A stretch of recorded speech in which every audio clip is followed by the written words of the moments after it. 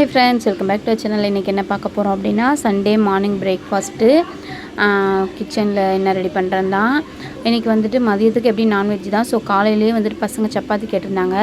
நைட்டே வெள்ளை மொச்சை ஊற வச்சுருந்தேன். அதை வச்சு ஒரு பொட்டேட்டோ கிரேவியும் சப்பாத்தியும் தான் பண்ண போகிறோம். கடாயில் எண்ணெய் ஊற்றி பட்டை கிராம்பு எல்லாமே போட்டு தாளிச்சிட்டு கொஞ்சமாக முந்திரி ஒரு டீஸ்பூனும் எண்ணெயும் கலந்து மிக்ஸ் பண்ணி ஊற்றிருக்கேன். வெங்காயம் 2 பெரிய வெங்காயம், 2 பச்சை மிளகாய் எல்லாத்தையும் போட்டு நல்லா வதக்கிக்கிறேன். ரீசெண்டாக அயன் தவா வாங்கியிருந்தேன் அப்படின்னு சொல்லிட்டு வீடியோ போட்டிருந்தேன். அதனுடைய சீசனிங்கும் இந்த வீடியோவில் பார்க்கலாம். பூண்டு வந்துட்டு நல்லா நீளமாக கட் பண்ணி வச்சுருக்கேன், அதையும் சேர்த்துக்கலாம். இஞ்சி பூண்டு சேர்க்காம நான் இந்த மாதிரி சேர்த்துருக்கேன் இந்த கிரேவிக்கு. அதுக்கப்புறம் தக்காளி எல்லாத்தையும் சேர்த்து நல்லா வதக்கிக்கலாம். 2 பெரிய சைஸ் பொட்டேட்டோவும் வெள்ளை மொச்சையும் ஏற்கனவே குக்கரில் 4 விசில் வச்சு தனியாக ஆற வச்சு எடுத்து வச்சுருக்கேன். ரொம்பவே டேஸ்டியான ஹெல்த்தியான கிரேவி இது சப்பாத்திக்கு. பசங்க சுண்டல் செஞ்சு கொடுத்து சாப்பிடல அப்படின்னா அந்த வெள்ளை மொச்சை வச்சு இந்த மாதிரி கிரேவி பண்ணி கொடுங்க, கண்டிப்பாக சாப்பிடுவாங்க. இப்போ 2 டீஸ்பூன் கல் உப்பு, ஒரு 1/2 டீஸ்பூன் மஞ்சள்தூள் சேர்த்து நல்லா வதக்கிக்கிறேன். வெங்காயம் தக்காளி நல்லா மேஷ் ஆகணும். ஸோ நல்லா வதக்கிட்டு இந்த மாதிரி எண்ணெய் பிரிஞ்சு நல்லா பளபளன்னு தெரியும். அந்த டைமில் 2 பொட்டேட்டோவும் மசிச்சு வச்சுருக்கேன், அதையும் சேர்த்துக்கலாம். குழந்தைங்களுக்கு பொட்டேட்டோ ரொம்பவே பிடிக்கும். நம்ம செய்கிற மெனுவில் அதிகமாக பசங்களுக்கு பிடிச்சதாக தான் இருக்கும். ஸோ நான் மேக்ஸிமம் பொட்டேட்டோஸ் வச்சுட்டு கொஞ்சம் டிஃப்ரெண்ட் ரெசிபிஸ் ட்ரை பண்ணுவேன். இப்போது காஷ்மீரி சில்லி, கரம் மசாலா, கொஞ்சமாக சிக்கன் மசாலா, உப்பு, அவ்வளோதான். வேறு எதுவும் மசாலா கிடையாது, இதுக்கு சேர்க்கலை.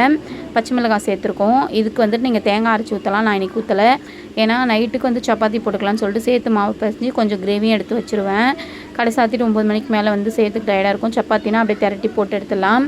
ஸோ அதனால் தேங்காய் ஊற்றினா நல்லாயிருக்குமான்னு டவுட்டில் நான் தேங்காய் ஊற்றாமல் அப்படியே கிரேவி மாதிரி வச்சுட்டேன்.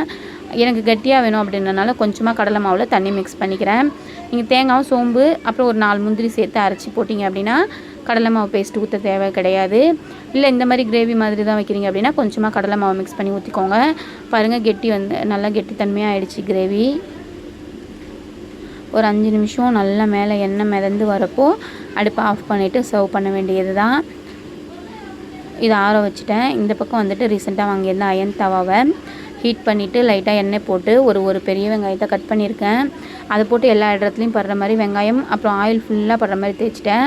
எனக்கு வந்துட்டு என்ன டிஃப்ரெண்ட் தெரிஞ்சுது அப்படின்னா, இந்த தவா சீக்கிரமாக ஹீட் ஆகிடுது, நல்லா ஹீட் இதாகுது. நான் எப்பவும் யூஸ் பண்ணுற இந்த தண்டவாளக்கல் சொல்லுவோம் இல்லையா, அது வந்துட்டு தோசைக்கல், நடுவில் குழியாகவும் சுற்றி கொஞ்சம் மேடாகவும் இருக்கும். இது ஈக்குவலாக இருக்குது. எனக்கு வந்துட்டு ஹோட்டலில் போடுற மாதிரி மெலிசாக ரோஸ்ட்டு போடணும்னு ஆசை. அதுக்காக தான் நான் இது வாங்கியிருந்தேன். மெட்ரோ மாலில் ரீசெண்டாக சிதம்பரம் மெட்ரோ மாலில் ரீசெண்டாக பர்ச்சேஸ் பண்ணியிருந்தேன். அதில் ஃபஸ்ட்டு சப்பாத்தி போட்டு பார்க்குறேன், நல்லா தான் வந்துருந்துச்சு. அதான் ஆனால் என்னென்னா ஹீட் ஆகிடுச்சு. நல்லா லைட்டாக வந்துட்டு சிம்மில் வச்சுட்டு அடுத்த சப்பாத்தி திரட்டுறதுக்குள்ளேயே வந்துட்டு நல்லா புகை வர ஆரம்பிச்சிருச்சு. இதில் வந்துட்டு பெருசாக இருக்கிறதுனால ஒரே டைமில் 4 சப்பாத்தி போட முடியுது. ஸோ எனக்கு டைமும் சேவ் ஆகுது. உண்மையிலேயே ஓகே, பெஸ்ட்டு தான் இது. ஒரு டைம் நம்ம 430 ரூபா அப்படி பர்ச்சேஸ் பண்ணிட்டோம் அப்படின்னா இது பாட்டுக்கு இருக்கும். ஸோ சூப்பராகவே இருக்குது இந்த அயன் தோசை தவா.